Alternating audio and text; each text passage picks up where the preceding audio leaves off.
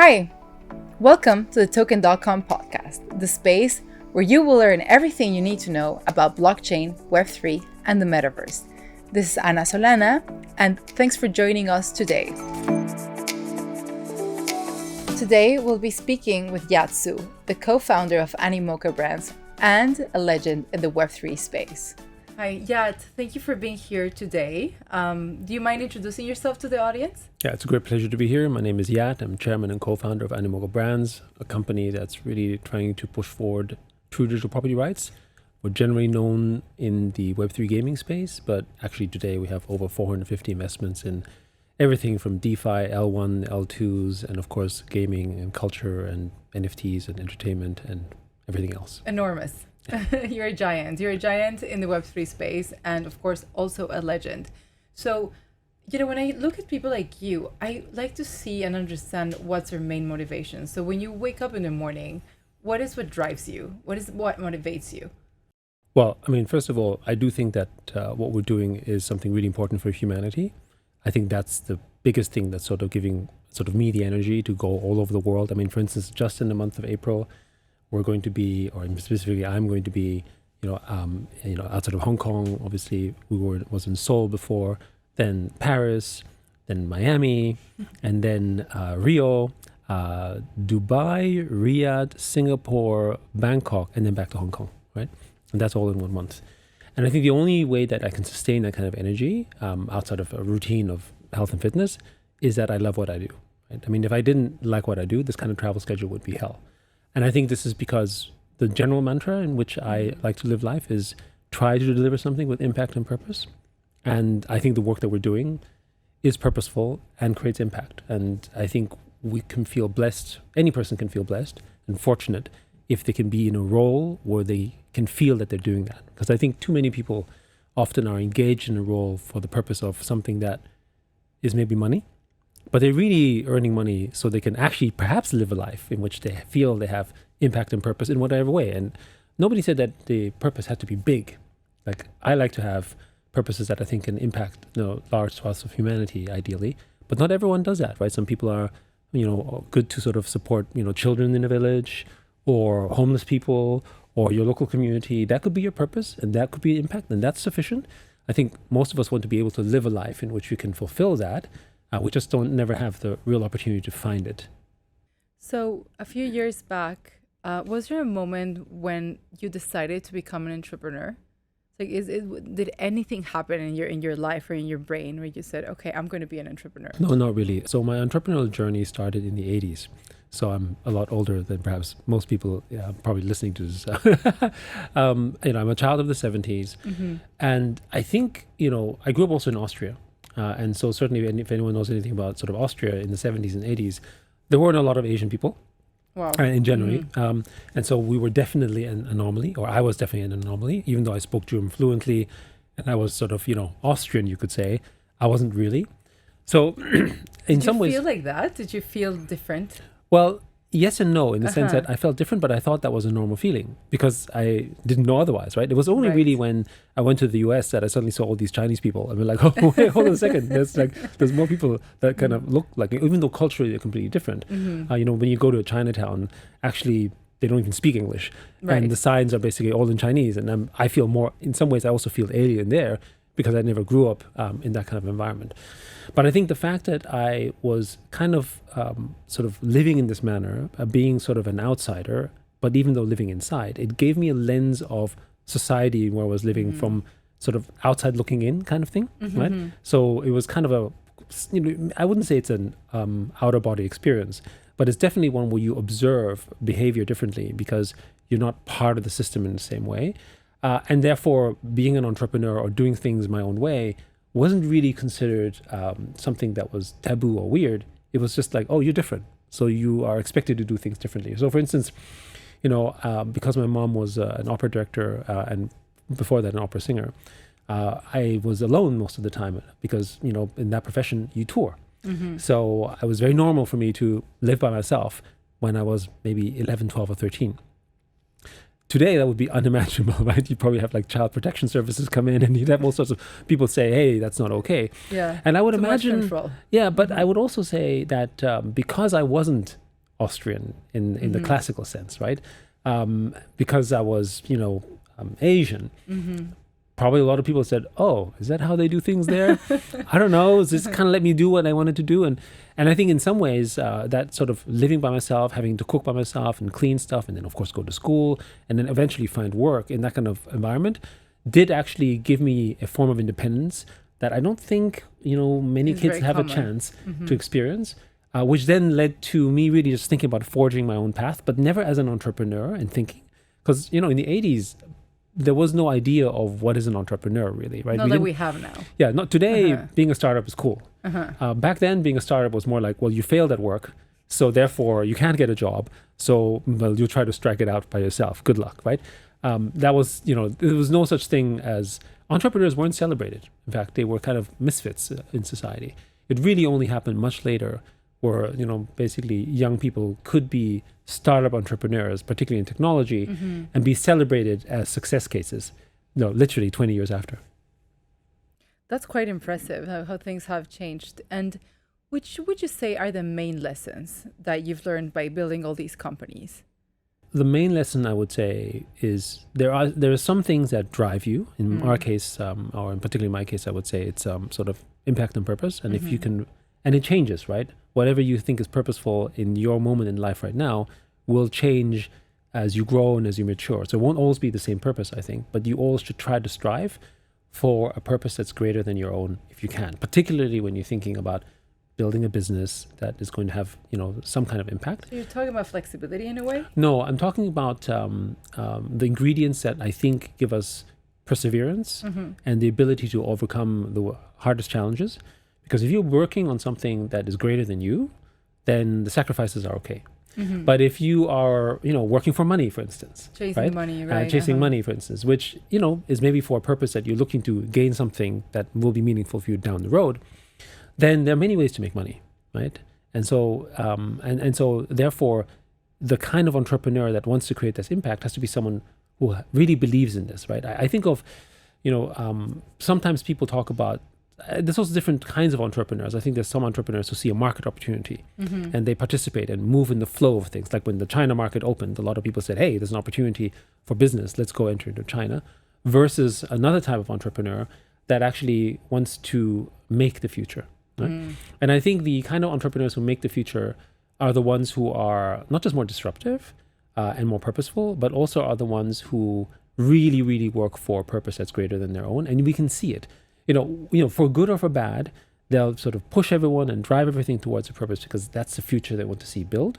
And the community and the people that work for them see that vision, and I think they create an incredible experience. So for instance, even though Animoca itself is a company that really started its current iteration really in 2015, so it's not that old of a business, right? We're kind of approaching close to 10 years. I have quite a few people who have sort of worked with me back in the late 90s, right? And again, it's because we were joined by this common purpose. And I think that's very precious but it's only possible if you live by sort of, I guess, an extension of your values that people agree with. And that's like also a characteristic of a good leader, right? Of making other people understand their vision, their purpose, and, have enough and an inspiration in other people for them to join and build something together. Because of course you need a beautiful and amazing, brilliant team to get yourself where you are. Of course that's a huge part, no? I mean, I think most people would like to believe and think that what they're doing is good for the world. There's a small portion that don't agree with that, or maybe agree is the wrong word, that don't do that, right? And I think the issue with money in particular is that very often people think, I'm going to make a lot of money and I don't care how I make the money because then I'm going to do good things in the world, right? I mean, that's one way to look at it, which I think is not a right perspective, but it is a way people think. And that's because of the whole value system and the value construction, right? But if you have strong values in your purpose, then you will attract the kind of people that basically follow based on that, right? And I think the qualities of an entrepreneur, to me, that's the first and foremost thing that, what are you building? And even when the companies we invest in, what are you building and why is it important to you, right? It could be a small story, it could be a big story, but it has to be something that really speaks to your heart. Because if it's not, then you could be really good at what you do, but I think the perseverance is a problem. Like we've seen this in the recent crypto winter. Whole bunch of people quit the market. They just dropped out of the market and said, you know what? That's not for me. They weren't here for its cause. They were here maybe for something else, for instance, like money, right? And it's hard to necessarily identify that in a bull market, but that's the thing. In a bear market, it's very easy. It's much easier because if you're still here when the whole world's falling apart, then you're real. Whether the entire industry is something that could be big or not is almost secondary, because these are people, going to my earlier point, that are actually wanting to make the future, right? It's a vision they want to see, and they'll stop at nothing from their own perspective in how to solve it. And they also are going to solve it creatively because they don't have unlimited resources. In fact, when you have scarcity, you actually end up becoming really inventive and creative in solving these problems because you want to see this. You know, an entrepreneur who sort of has those values of impact and purpose goes to bed thinking about how to solve these problems and wakes up in the morning excited about how he could solve the problems. When there is an issue, they don't see a wall, they see opportunity. Right? And they see 1,000 ways in which they could maybe solve that problem, of which maybe, 999 will fail, but the one way to do it will ultimately give them that break, and they'll stop at nothing at getting that. Completely agree. And which is your grand vision, the grand vision of Animoca Brands? The grand vision is a future in which we all have true digital property rights. It's something we've said from the beginning, and it's how we extend it. How everything that we invest in comes from that notion, because we believe that property rights is the foundation of what we as people want, as how we also maintain our freedoms. And also the rights attached to it. And this is the thing that I think in the physical world we sometimes forget, and particularly in the West, because we've taken for granted our property rights. Right? We actually assume that our property rights are just there because we've had it. But in Asia, for instance, we've only really enjoyed property rights for the last 30 to 40 years. I mean, for instance, China didn't have property rights until sort of, the economic miracle that is created, which came from property rights and essentially a form of capitalism. South Korea was poorer than North Korea 4 decades ago. And today is the 12th and 13th largest GDP, again, because of property rights and the ensuing capitalist frameworks that were possible, freedom of transactions and rights attached to all of that you were able to do. All economies that basically have property rights have more freedoms, have more liberties, and have also more basically economic potential. And we see the same happening in the digital space. And we also recognize that this isn't something that's going to happen overnight. So we consider this a consistent work in progress. Because also when you think of the framework of property rights, this is also how we iterate on our democratic institutions, for instance, right? So it doesn't stop there. For us, the foundation of property rights allows us to really think about democratic institutions online, like DAOs, for instance, which is a really fascinating topic. Or, for instance, the ability for people to have the freedom to do business with each other without an intermediary platform that actually dictates what we do and create a real market. Without having to ask for permission, right? Correct, exactly. Permissionless. Only permission to the ones who own it, not basically have a gatekeeper. This is the other thing. I saw this in the early days with my mom as an artist, for instance, because she didn't understand anything about money and because she didn't have the platform, she had to work through agents. These agents become the mediator of her value. And at the end of the day, they started taking more money and more value from the artists and creators because actually they controlled the purse strings. And this is the other thing. Money concentration is power concentration. So the important thing here is that if we give people more property, including digital property, then we distribute value more. If we distribute value more, we distribute power more, which I think is really what we need to have a healthy democratic institution. So you're talking about how property rights have changed dramatically in Asia and how people in the West have basically taken for granted this. And now we're seeing definitely a complete change of geopolitical power in the world. And in some ways, we have places like the US or even Europe over-regulating Web3, over-regulating digital property rights without even really understanding what it entails.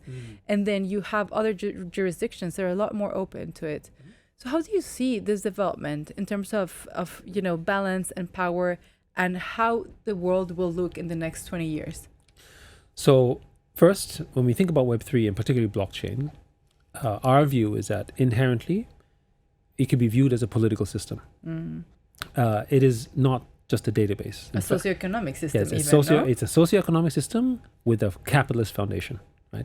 And that's also why we think there's a whole bunch of people who dislike it, not because they specifically understand capitalism, but because they reject the notion of the capitalist enterprise. Because from an ideological level. Yes, and they may not fully appreciate it, because even though capitalism is why they own their house or why they have certain freedoms and why they have certain technologies that became available. I mean, we wouldn't have Tesla, or we wouldn't have Google, or wouldn't have any of these things, including blockchain technology, if it wasn't for capitalism. But the issue is that power, and money in this case, has been so concentrated that it does start to feel a little bit feudal. So for instance, because only, when we talk about the 1 percentile, we're talking about the elite who basically control most of the capital. And therefore it feels like unfair to say, hey, wait a second, this guy has all this money. And of course, what we know in a capitalist framework, capital compounds on capital, right? But we've been taught in school, and this is something that I definitely was educated into when I was in Europe, is that labor is essentially the form of value. And that's really not been true. If all of us had been actually sort of engaged in capitalist enterprise at the early days, we would not have this kind of society that is split apart between a labor economy that essentially has been devalued over time, precisely because of technology, machinery, and all that kind of stuff. Like, we won't need drivers in the future, for instance. Today, most of the factories actually automated, for instance, versus essentially the ones who became investors, or the ones who owned equity, or the ones who owned real estate or property in this case, who were able, or intellectual property for that matter, that were able to sort of generate value from that, right? So I think that's one of the reasons why there's been such a rejection on capitalism, and I think the West is feeling it much more, because they're seeing a decline of their fortunes. Whereas in Asia, even though there's inequity, of course, they are broadly better off, right? Meaning, my parents' generation knew a time when they had nothing, when their property could be taken away, whereas most people in Europe and in the US would have never experienced that, and therefore assume that that's just the way that it is. I also think that if people actually appreciated that, we wouldn't have barely 50% turnout for voting, for instance, right? Of course, Which to me is a failure of our educational institutions that basically haven't explained to people why actually voting is important, and why, how you protect your democratic institution. I think that's also partially because the people teaching probably don't understand that, right? Because they're very focused on functional things, like, the sciences and math, which are all important, but they kind of de-emphasize things that are important for humanity, which is the sort of the liberal arts, the sort of socioeconomic political sciences, and also the fact that, even philosophy. Like, I think it's really important that we teach our children philosophy at a very young age, because it really engages on critical thinking and the ability to understand through their own agency, maybe what is right or what is wrong, as opposed to someone just telling you that this is right or this is wrong. And you're basically creating robots that basically just follow rules, right? So I think there's a lot of that, of course, which impacts this. The result being that, for instance, in the West, particularly in places like the US, it's become fashionable to talk about Marx again, right? Which to me is shocking. Having also, with my background, I grew up, in Europe at a time when we still had the Iron Curtain, when there was an East and Western Europe. My mom used to work at the Komische Oper. So she was at the eastern side of Berlin, and I would basically visit her, and I would see what that world would look like. One which was entirely state-controlled, in which the means of production were owned entirely by the state, and they would dictate and tell you what you want. And I guarantee you, when you say to all those people who think Marx is fashionable and we should think about sort of more extreme forms of socialism, that actually it includes losing your home, right? Or the rights to your home. It includes someone telling you how you can maybe spend your money, or how it should be spent, right? What you should study in university. Exactly. What you should dedicate yourself to. Exactly. Essentially, you're basically directed towards apparently a common cause, which actually is very much against sort of individual freedoms and liberties, which I think the West simply takes for granted. And who determines this common cause? Like, who tells me like this is the right way to go? Why? That's right. But I think one of the struggles is that how do you create more equity in that framework? And because of the fact that even in politics, we're electing people to tell us, to direct it, we're basically concentrating power to the hands of a few to help direct a nation, a country, a company, whatever that is. And that's been the model. So it's not really fully democratic. It's kind of a delegated sort of democracy. Whereas in blockchain, what I find really fascinating is actually, because of the consensus algorithm, everyone is now a stakeholder. And you can actually govern with millions and millions of people in real time for the first time through blockchain because of on-chain dynamics. And while the mechanisms of DAO still need some work, the fact that you can do this is incredible. Because when you think about stockholder corporations, you cannot manage a public company with 10 million shareholders. Just simply not possible. It's very difficult. It's very difficult. We are a public company, and the way that we have to deal with that is when we do an announcement and we do a prospectus, we have to print the damn thing and send it to people's mail so they can read it and make sure we organize that. So you can maybe handle tens of thousands of people, maybe even hundreds of thousands, but you can't handle millions of people this way, right? You need a way in which trust can scale. And this is, I think, one of the sort of great paradoxes, that blockchain as a permissionless structure is actually the way in which we can scale trust to the entire world. Right, because trust reflects truth, basically, right? I think trust is authenticity.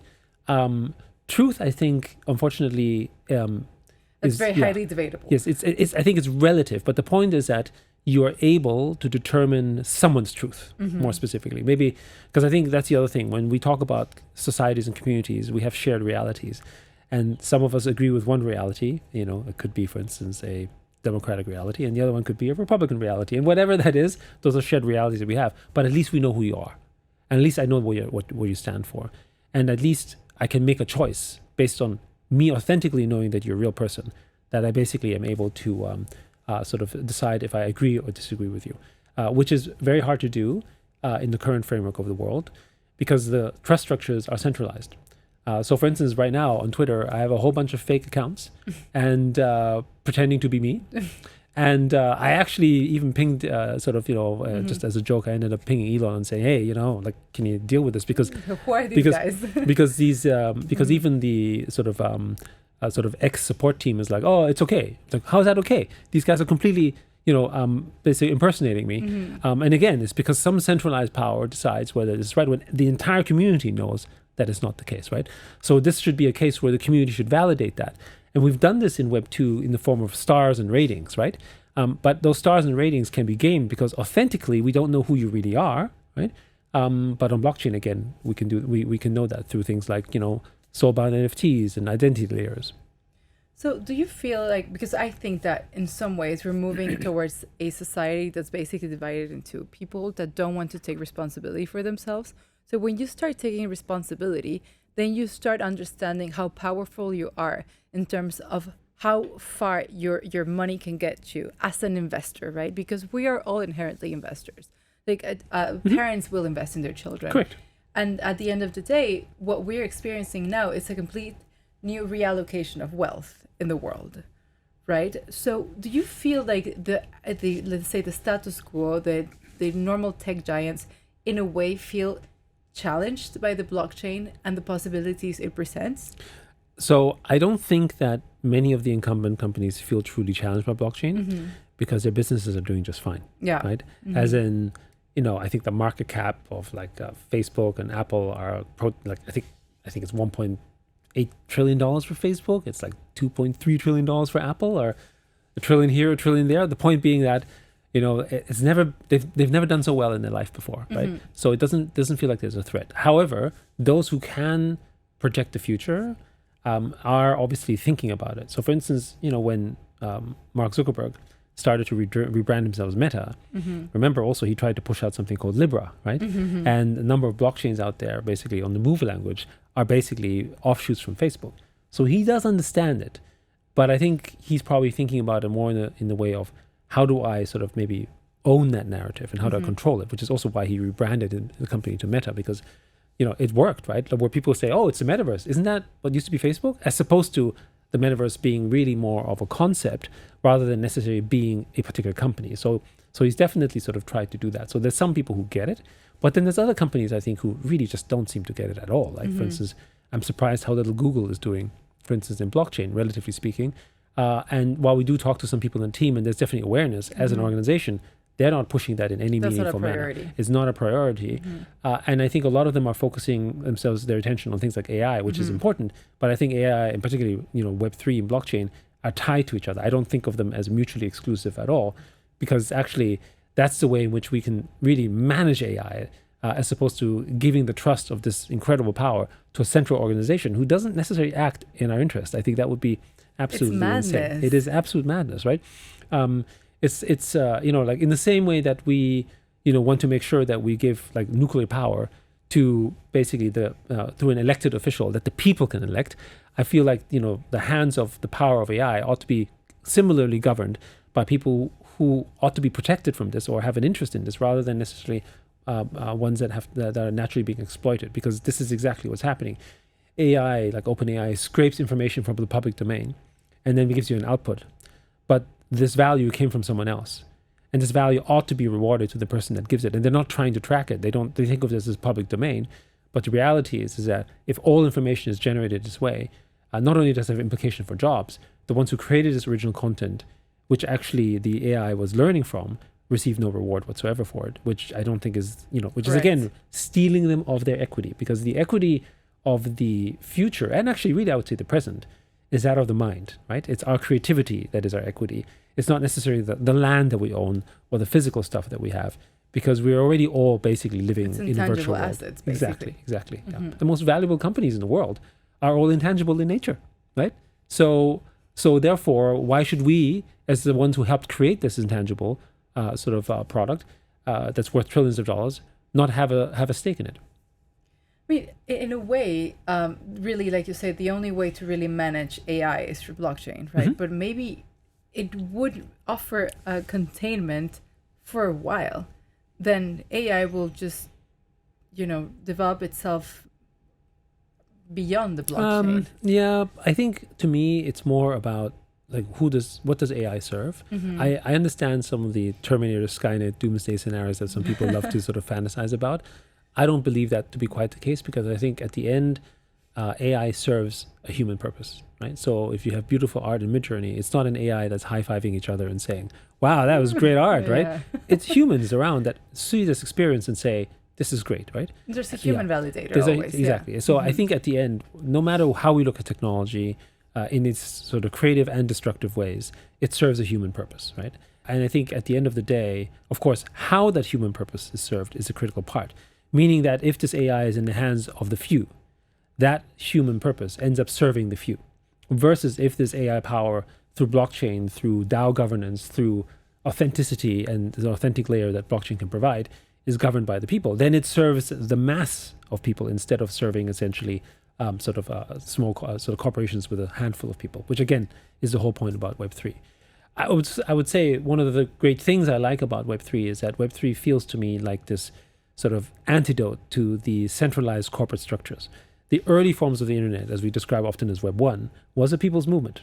Right? This was actually where people sort of rebelled against the institutions of how both music and media and sort of content was consumed, and really decentralized that part. But then it became centralized because, in Web 2, people weren't able to manage it, the data that came from it. They needed the machinery to do that. And I think Web 3 is now the antidote to the centralization, where it provides value to the users by essentially sharing that value that basically, we create virtually today. Sharing that value, power, and control. Yes. Right. And so consequently, I think of Web3 as a people's movement. So if you could explain, because a big part of our audience, I know, are people that don't necessarily know so much about Web3, but are Web3 curious or crypto curious. So in a few words, how would you explain what Web3 is and why it's so critical and relevant and important for them to come on board? So I would say, there's a number of iterations, but perhaps the simplest thing I would say is that the most valuable thing in the world is data. And it's not the data in itself that's valuable, it's what data creates. And what data creates is network effects, right? And because of the way that data piles on top of each other, it can compound these network effects. And so these network effects, who owns them, right? And to us, when people talk about social networks, that's actually who we are. As humans, we are social connectors, right? We create relationships. We are a network. We are nodes of our own. Just think about, for instance, when was the last time you made a recommendation to a restaurant to your network of friends? It's probably just yesterday or a few days ago, for instance. How many times do you actually tell and influence your network as an individual node? You probably do it every single time, probably dozens of times, maybe hundreds of times, depending what kind of person you are, maybe even thousands of times. The point being that we are actually influencing nodes, right? And we basically are a network, and we have network effects. And that's what gives us power, right? When we talk about the power of relationships, that's network effects. This has been usurped by the platforms, right? When I'm basically posting on Instagram, I'm bringing my friends in, right? Or if I'm launching I have Facebook page, I'm bringing my community into Facebook, and then suddenly it becomes their community. I don't even know who they are anymore, right? Because essentially they disintermediated right? If I am a musician on Spotify, I know I have 1 million listeners, but I actually don't know who they are, right? I can't build an authentic relationship with them. I'm completely disintermediated. So the ones who hold the power of the information of our network and the network effects are the platforms that basically take it away from us.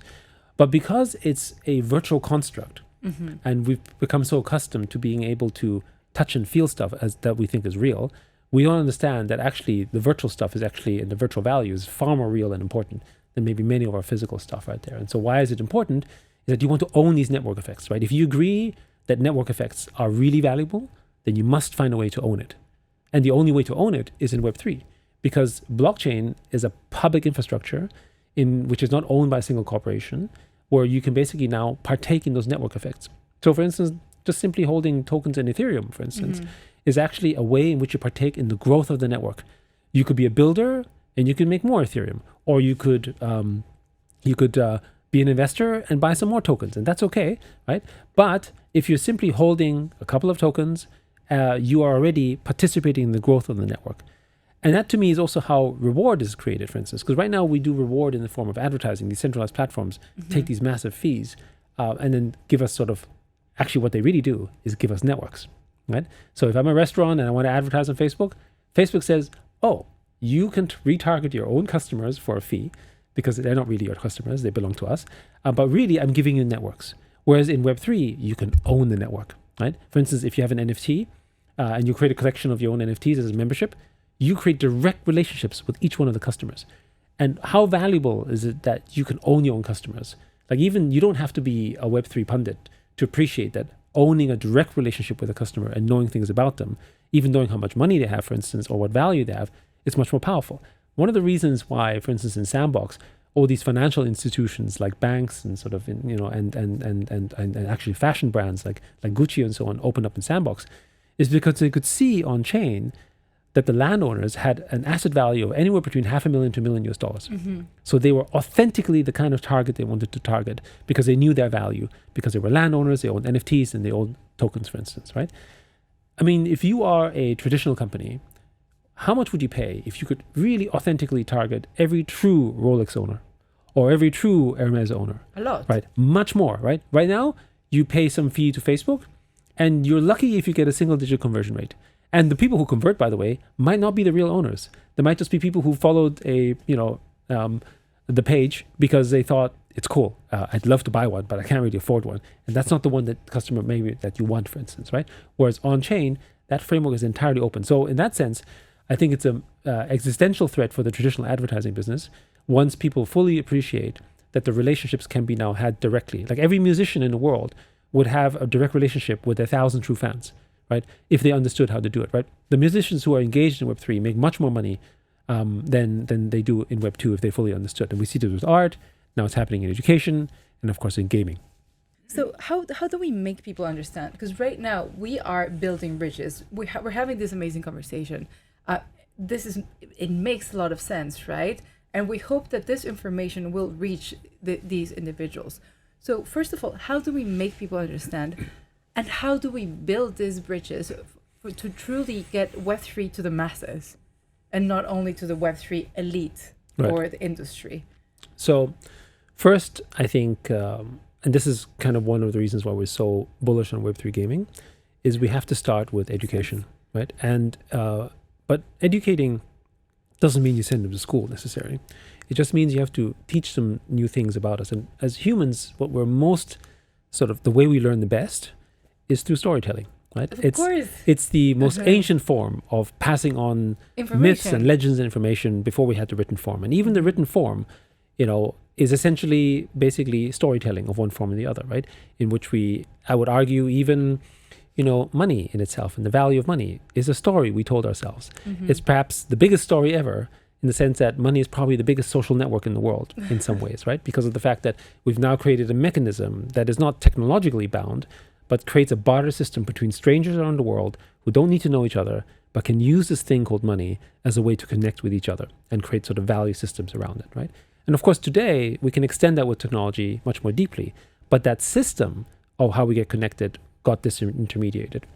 So I go back to sort of this idea of, in gaming, we can do storytelling, and the storytelling has to include lessons in financial literacy, for instance. Because I think if you don't understand financial literacy, then you don't understand capitalism. And if you don't understand capitalism and property rights, then you actually don't have a framework as to why it's important.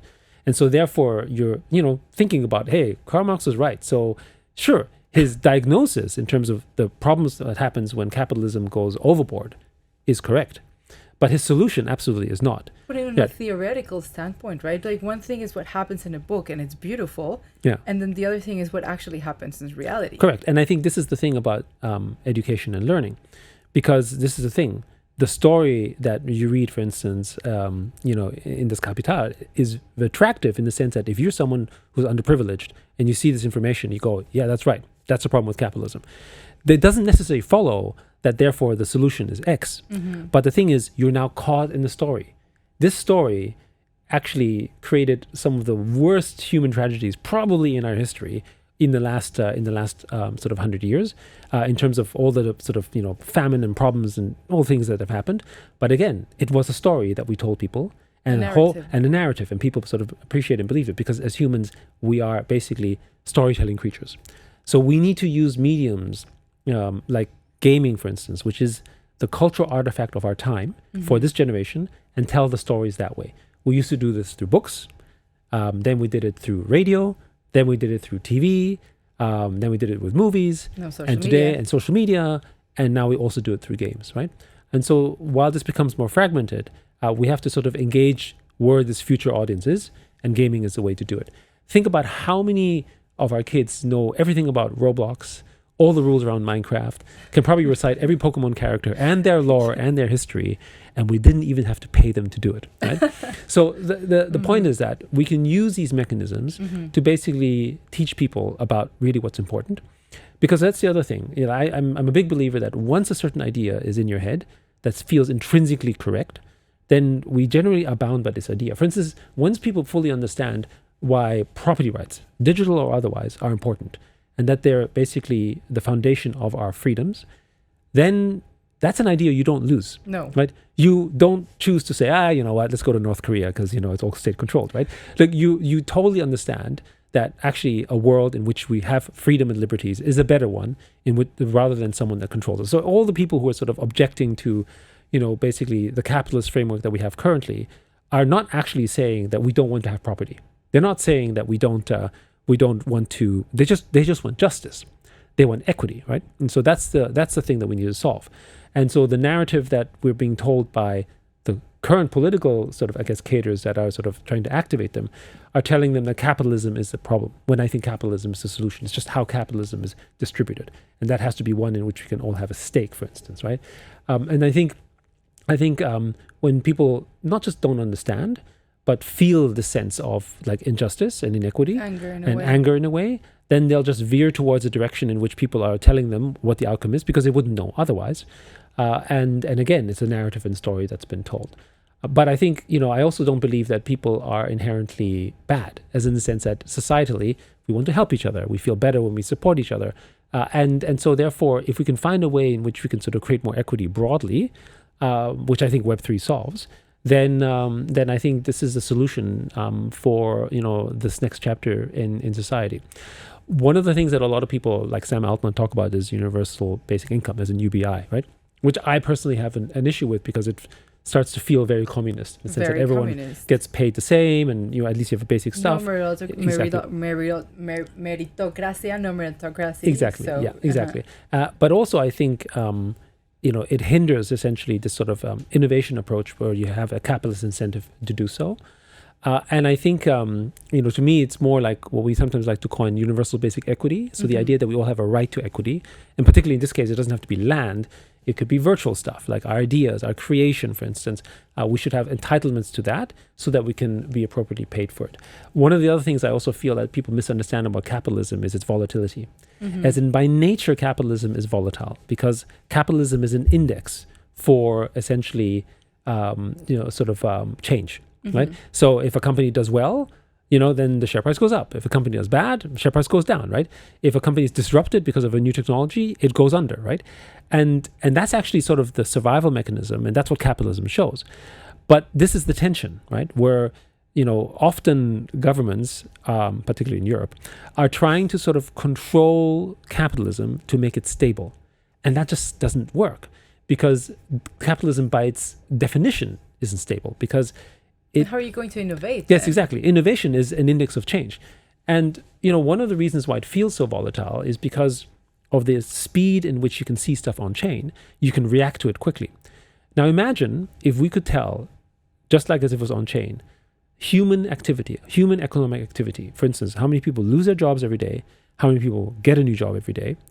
And actually, we would then fully recognize how volatile society really is, right? Think about all the businesses that open every year and all the businesses that close, right? But what we see is an index. 2.5%, 3.5%, 5% unemployment, because that's the average for the year. But what we're not measuring is actually what happened every day or every moment. In between. Exactly.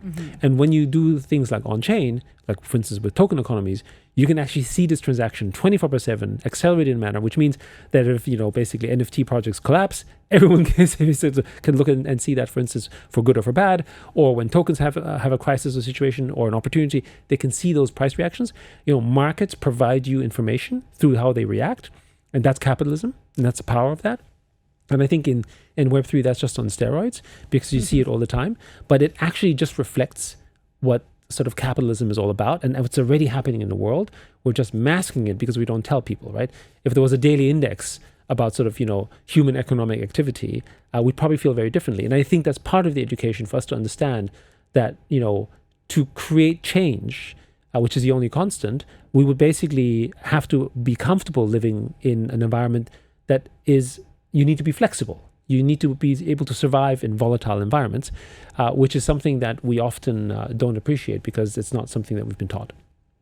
It's about resilience. Correct. So going back to financial education, because I think this is basically the biggest issue that we need to solve as the Web3 industry in reality, because if not, it's going to be impossible for people to understand why they need to have their wallets, why it's important for them to start being active. And it doesn't even have to be their full day. It's just, 5 to 10 minutes. So are you at Animoca doing any partnerships with schools, universities? Yes, absolutely. So one of our big initiatives is Open Campus, which is basically powered by the EDU token. And that's basically a way in which we're bringing in educators worldwide. In fact, teachers are making more money with NFTs than they make as basically traditional sort of education process. Why am I not surprised? Yeah, and I mean, maybe this is worth spending a little time on, because what we've done with what we call publisher NFTs for teachers is we've created the intellectual property, which is basically maybe a lesson on how to teach English, which they can then sell to other students for a small fee, whether it's $5, $10, or like a subscription service. But that becomes a capital asset, as essentially a royalty generating asset. And they can now sell this with capital value because someone's saying, hey, I'll buy this for 10 or 20% yield. And so now this kind of intellectual property that was really only reserved for people who were famous musicians, for instance, or famous artists, can now go in the hands of teachers. Because if you only make maybe even $50, $100 a year, it could now be worth $500 or $1,000 from a capital standpoint, for instance. And in the past, this wasn't possible because you had to hire a lawyer, you had to sign a contract, you had to negotiate your kind of a deal. The cost of actually doing the deal was enormous. Therefore, unless it was worth hundreds of thousands of dollars or millions of dollars, it's not worth it. But with NFTs and blockchain, you can basically do this at a transaction cost of less than $1. Even tell you where the money goes, who the person is, all of that. Basically, we can create capital assets out of things that make just dollars a year. And this, you can imagine what this will do to places like whether it's Venezuela or whether it's Philippines or these places where people literally make dollars a month. A capital asset that now makes $10 a year is life-changing for them, for instance, right? So I think, and this is the part of financial literacy where why are places like the Philippines, broadly speaking, roaring? I think actually, this is a term that I didn't use. New York Times actually wrote about this a bit more than a week ago, saying that crypto is roaring in the Philippines. And it's created financial literacy for games like Axie Infinity and Pixels, all part of the Animoca family, that basically taught people about financial literacy, where it wasn't that hard to open a wallet and just transact. And that's the other thing I would say as well. Opening a wallet is not that hard. It's actually much easier than opening a bank account or even buying a cell phone, so they could basically, a smartphone, to get connected online, for instance. But because societally we're accustomed to it, and because we have help networks around us that teach us how to do it, we think it's okay. But, actually, opening up a Web3 wallet is literally something that could take minutes. And even if it took 15 minutes to 20 minutes, it's still faster than opening a bank account, for instance. And then you can be financially included. So these are all concepts that we have to sort of keep pushing and driving forward. And, children in particular are actually very, very able to learn all these new things. If we can teach them, algebra, and if we can teach them derivatives, we can certainly teach them compound interest, and we can certainly teach them about sort of how the world works, right?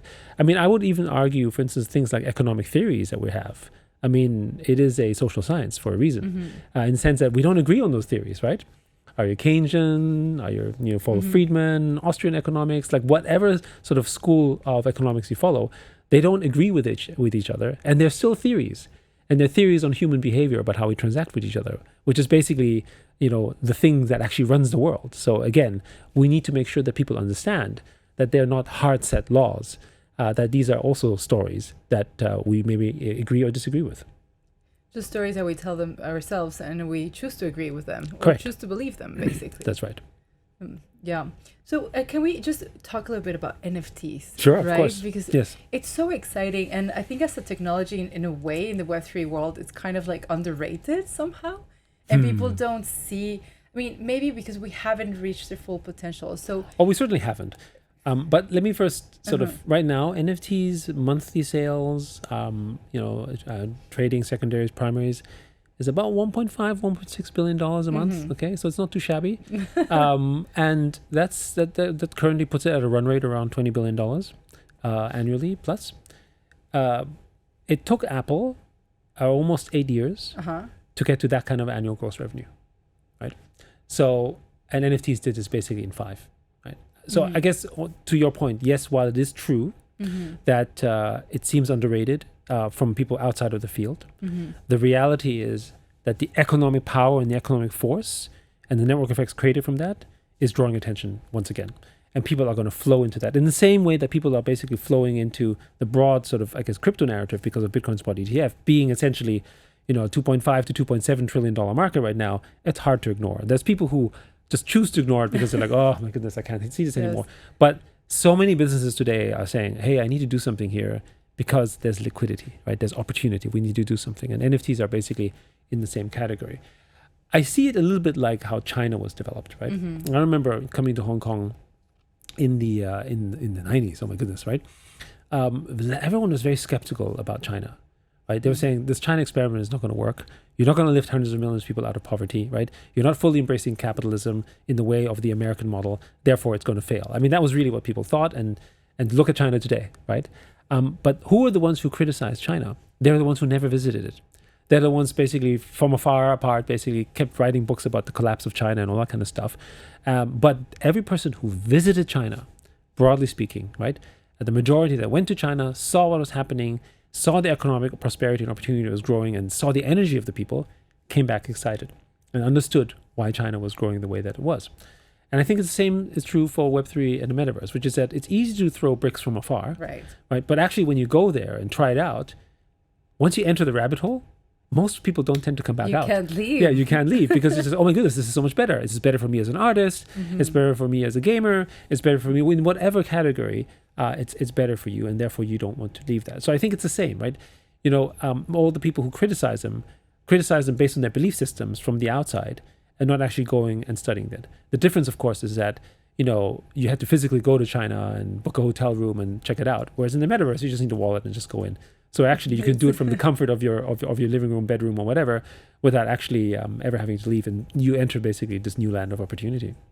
So is this why you guys invested in? Well, you have this partnership with Saudi, yes, Neom, correct, because they're doing something amazing. I mean, right? Neom is essentially a construction of a new country, effectively, and we're helping them with their blockchain strategy and their Web3 strategy around that. And again, because we are, we're in Hong Kong, and we saw what happened in Shenzhen. And sort of the Pearl River Delta, that place was swampland 30 years ago. Yeah. And today, it's a modern metropolis that is thriving and that has given birth to some of the biggest technology companies in the world, companies like Tencent, for instance, and gaming companies and semiconductor companies in whatever form and shape you can think of. And so one of the reasons we're excited about that is not just exciting because, we can have a hand in creating some amazing history, but it's the fact that we believe it's possible because right out of in our own neighborhood, it was possible. And again, it's the lens of what you see, right? If you if you see what's happening in your own country, you might think, well, if I can't do it, then they can't do it. That's kind of a perspective, right? Which of course isn't true, but often it's a comforting thought that you would say, well, if I can't do it, it's more common than we would like to, no? This perspective. Yes, I think. but I think at the same time, when they go visit it, when they actually go visit Saudi, for instance, and see what's happening in that country, I think they'll come back pretty amazed because they have an image of Saudi that is a decade old, right? Or more. Or more, which is the same was true for people in China. They had an image of China that was sort of really way old because of media and what you read and so on, right? But then actually when they go there, they say, oh my goodness, this is kind of the future. For all the good and the bad things as well. There are lessons there in whatever form. Well, nothing is ever perfect, and we all have to learn from our mistakes, and that's just how life is. There's nothing else we can do. We cannot control every single outcome. Yes, absolutely. In fact, you shouldn't. You shouldn't. That's right. That's one of the biggest lessons of life. Yeah. So I think we should be wrapping up soon, but I want to ask you one thing. Which was the first game you ever played? Oh, so the very first game I ever played, I believe, okay, so it's either arcade Pong, right? But for games in home, which is I had a more visceral experience just because it was in my home, was actually a game called Parsec, which was a cartridge game you put in, back then, my first computer, which was a Texas Instrument TI-99, which is basically a giant calculator. It had a total of 16 kilobytes of RAM, right? So that's all it was. And that was my first game that I really played a lot, and I had some amazing experiences, just sort of getting lost in the game itself. But I think one interesting thing that I did learn about that is, figuring out how to break the rules or finding ways around sort of puzzles, because that's actually what you learn when you play games as well. Someone designed a puzzle for you to solve, and you solve it, right? And those were really the mechanisms of the old games. And obviously they've evolved since then, but basically I think they're effectively logic switches, you could say, in some ways. And so I think the same is true for Minecraft and Roblox and those type of game mechanisms as well. But that is why it's it's a logical step to educate people through games, right? Well, I would argue that we always learn through play anyway, right? When you think about, whether it's friendship circle, whether we play football, whether we sort of play cards with each other, whether we play chess, we always learn through play, right? And there's some interesting sort of research that talks about the fact that we learn better and more efficiently when we have feelings for it, right? When we are sort of have emotions attached to it, when we're invested in it, right? And when you play games, what's so powerful about it is you are invested in it because your friends are in it, because it's fun, because it's motivating, and you learn better, as opposed to learning something that's kind of dry and you have no relationship to it. Like for instance, I was taught now with classical music, and I mean, I've come to appreciate Mozart and Bach and so on, but honestly, that's probably difficult for this generation to sort of digest right away, right? So if we want to teach, for instance, children music, we probably shouldn't start with Mozart, Bach, or Czerny. We should probably start with something that's more contemporary that they appreciate, because it's fun to listen to, say, Taylor Swift. And so if I learn music with Taylor Swift, then actually that will be more effective in sort of directing towards education or learning in this particular case. And I think this is true for everything in life. So, but today, where is most of our play? It's digital. Where is that digital play? It's in games. So I think there is a role to play for game companies, regardless of whether they're Web 2 or Web 3, right? That we have a responsibility towards actually teaching them some value. When you think about movies of past and even of present, the ones that are powerful always leave something behind that we think about its meaning, right? And I think those are also, when you think about it, I think what games can do as well. And many of the successful games do that. That's very interesting. Thank you so much, Yat, for your time. This is a Token.com podcast. Thanks so much for tuning in today. We would love to hear from you and understand what else you would like to learn about. So please drop a comment down below.